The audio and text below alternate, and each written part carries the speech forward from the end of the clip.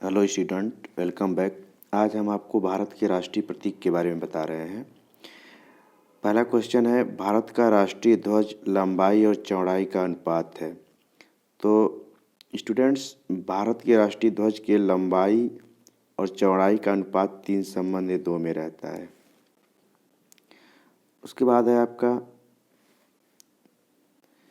भारत के राष्ट्रीय ध्वज की चौड़ाई और लंबाई का अनुपात। देखिए, क्वेश्चन उल्टा भी पूछ सकता है, चौड़ाई और लंबाई का अनुपात। तो आपका जो लंबाई 3 था और चौड़ाई 2 था, अब चौड़ाई 2:3 हो जाएगा।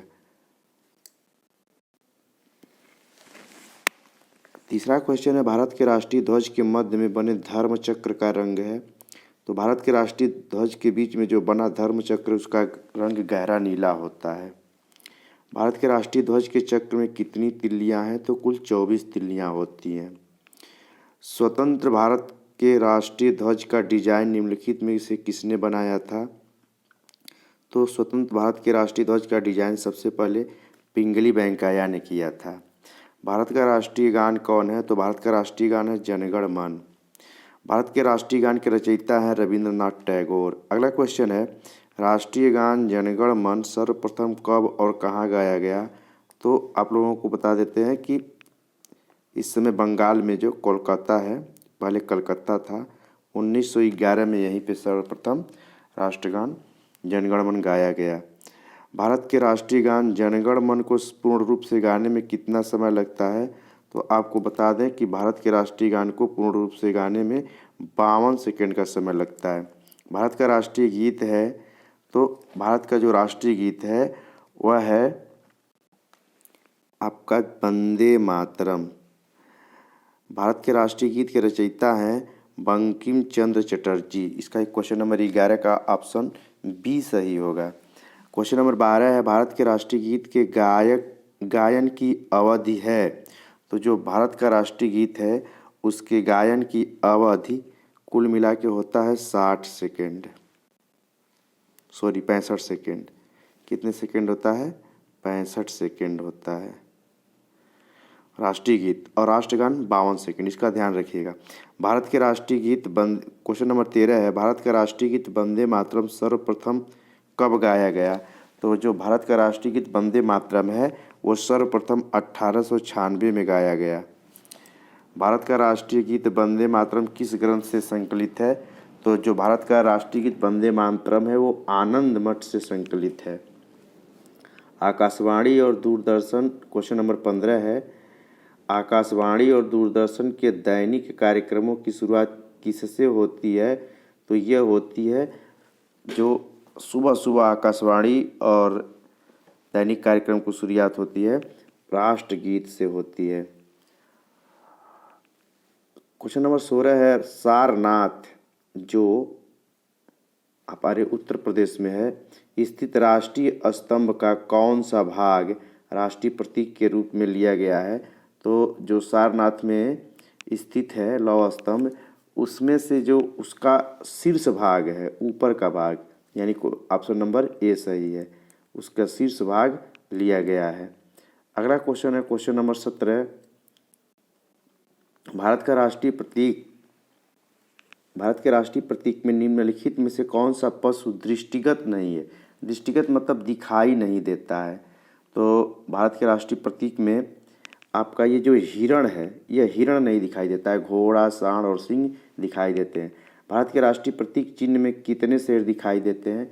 तो वैसे तो देखने के लिए तो 3 ही दिखाई देते हैं सामने से, लेकिन उसमें कुल 4 शेर हैं। तो दिखाई कितने देते हैं? 3 दिखाई देते हैं, और लेकिन कुल 4 शेर हैं। भारत का राज चिन्ह अशोक महान द्वारा सारनाथ में स्थापित सिंह स्तंभ से लिया गया है।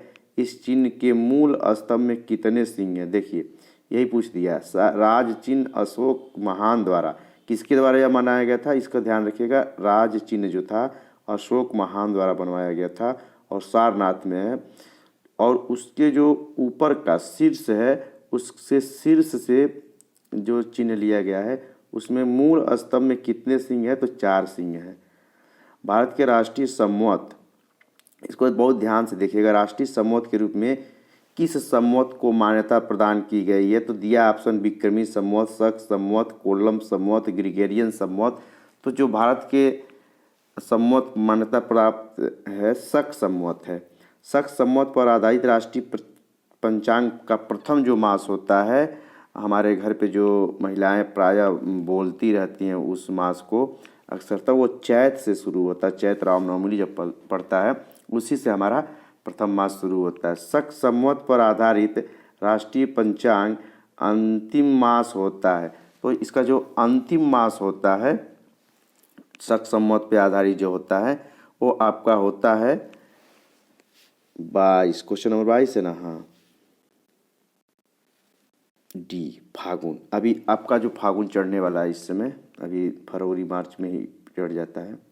भारत का राष्ट्रीय पशु है, तो भारत का राष्ट्रीय पशु जो है वह बाघ है।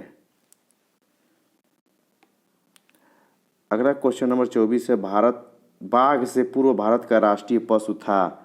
तो जो बाघ था इस समय जो हमारा राष्ट्रीय पशु है, उसके पहले जो हमारा राष्ट्रीय पशु था वह सिंह था, यानी लायन था। इसमें पैंथेरा टाइग्रिस है। ठीक है। भारत का राष्ट्रीय पक्षी नेशनल बर्ड है और वह है आपका मयूर यानी मोर। पाओ क्रिस्टस इसका वैज्ञानिक नाम है। और भारत का राष्ट्रीय आदर्श वाक्य है, तो भारत का राष्ट्रीय जो आदर्श वाक्य है वो है हमारा सत्यमेव जयते। और लास्ट क्वेश्चन है, निम्नलिखित में से किस पशु को भारत के राष्ट्रीय प्रतीक में स्थान नहीं मिला है? तो वह है 27 का बी। ऊंट को यहाँ पे नहीं मिला है। ऊंट को भारत के राष्ट्रीय उसमें प्रतीक में स्थान नहीं मिला। सांड है, घोड़ा है, सिंह है, लेकिन ऊंट नहीं है। तो ये हो गया आपका राष्ट्रीय प्रतीक और इसको आप लोग थोड़ा ध्यान से दोहरा लीजिएगा।